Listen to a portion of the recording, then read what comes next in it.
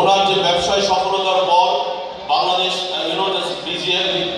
BGME এর উনি president নির্বাচিত হন, পরবর্তীতে এফবিসিসি এর প্রেসিডেন্ট, এবং আজকে ওনার যে গতানুগতিক বা ওনার যে সফল নেতৃত্বের কারণে কিন্তু আজকে ঢাকার মেয়র নির্বাচিত হচ্ছে, তাই তো?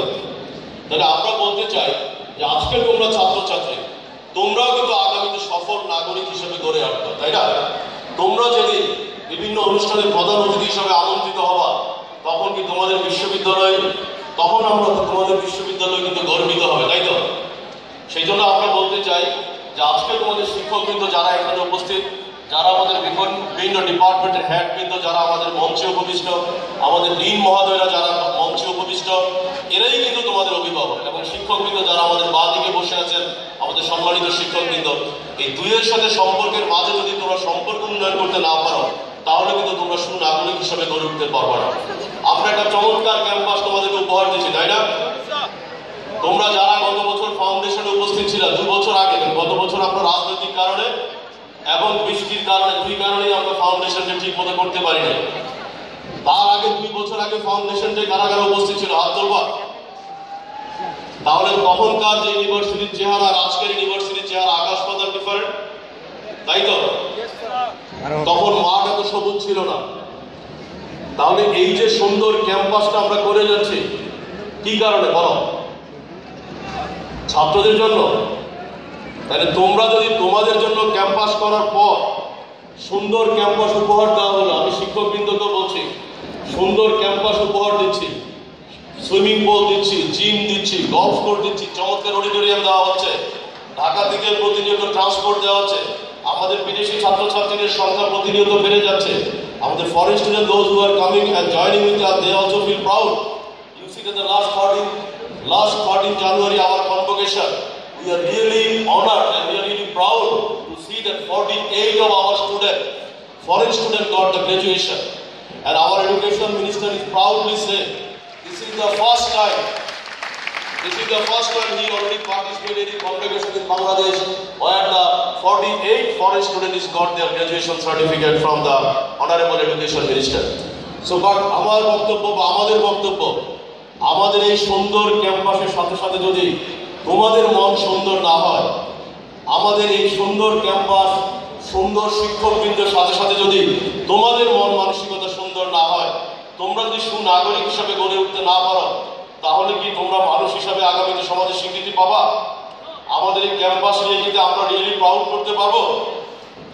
আমরা আমাদের এই ক্যাম্পাস নিয়ে প্রাউড করতে পারবো তখনই যখন তোমাদের বাবা মা বলবে যে ড্যাফোডিল ইন্টারন্যাশনাল ইউনিভার্সিটি একটি চমৎকার ক্যাম্পাস, চমৎকার ফ্যাসিলিটি প্রোভাইড করার কারণে আজকে আমার ছেলে, আমার মেয়ে এই সমাজে প্রতিষ্ঠিত হতে পেরেছে, তখন কিন্তু আমরা প্রাউড ফিল করবো, তাই না? সেই কারণে আজকে আমি তোমাদেরকে একটি ধন্যবাদ জানাই। আমি সকালে আজকে ঘুম থেকে ওঠার পর যে টেনশনটি আমাকে সবচেয়ে বেশি আমাকে বিপর্যস্ত করেছে, তোমরা আজকে সবাই তোমরা জানো যে 18,000 ডিম তোমাদেরকে আজকে ডিস্ট্রিবিউট করা হয়েছে, তাই না? সকালে নাস্তা। কিন্তু তোমরা এই ক্যাম্পাসটা কি অপরিষ্কার করেছো? তোমরা কেউ ক্যাম্পাসটা অপরিষ্কার করোনি। তাহলে কি বোঝাচ্ছে? তোমরা সুন্দরবনের মানুষ, তাই না?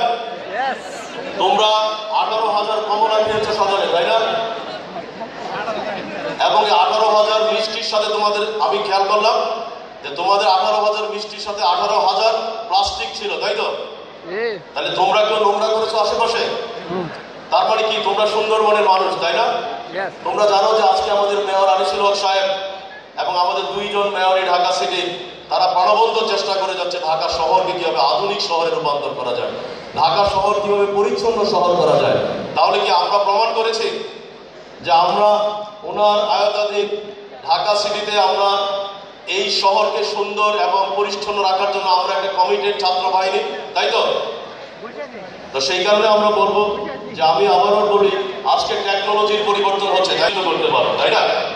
তাহলে আমরা বলতে চাই শিক্ষকবৃন্দ এবং ছাত্রবৃন্দ, যে কথাটি প্রথমেই আমি বলেছি যে অভিভাবক, তোমাদের বাবা মা তোমাদেরকে এই বিশ্ববিদ্যালয়ে এই শিক্ষকদের হাতে কিন্তু ছেড়ে দিয়েছে। তাহলে শিক্ষক এবং ছাত্র দুইয়ের মাঝে কিন্তু যে ক্লাস ইন্টারেকশন, আমি হেড মহোদয় এবং সবাইকে বলছি যে এই ইন্টারেকশনটা আমাদের কিন্তু ইন্টারেক্টিভ হতে হবে, তাই না? শিক্ষকদের ক্লাস যদি ছাত্ররা না বোঝে, তাহলে কি ছাত্ররা কখনো সন্তুষ্ট হবে? কিন্তু ছাত্ররা যদি আবার টিচারদের সাথে সুন্দরভাবে আলোচনা না করে যে স্যার আপনার কথা আমরা একটু বুঝতে পারছি না, কারণ তোমরা জানো আজকে তোমরা সবাই ফেসবুক ব্যবহার করো, তাই না?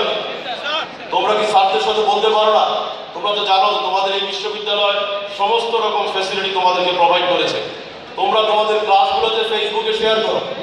তোমরা দরকার হলে ক্লাসে তোমরা জানো যে গুগল ক্লাসরুমের মাধ্যমে তোমাদের প্রত্যেকটি ক্লাস কিন্তু ইন্টারেক্টিভ ওয়েতে এখন আমরা কি করছি সিস্টেমে আপলোড করা হচ্ছে। তোমরা সেই ক্লাসে দরকার হয় তোমাদের Facebook, LinkedIn, hi5, Google plus সব জায়গায় তোমরা শেয়ার করো।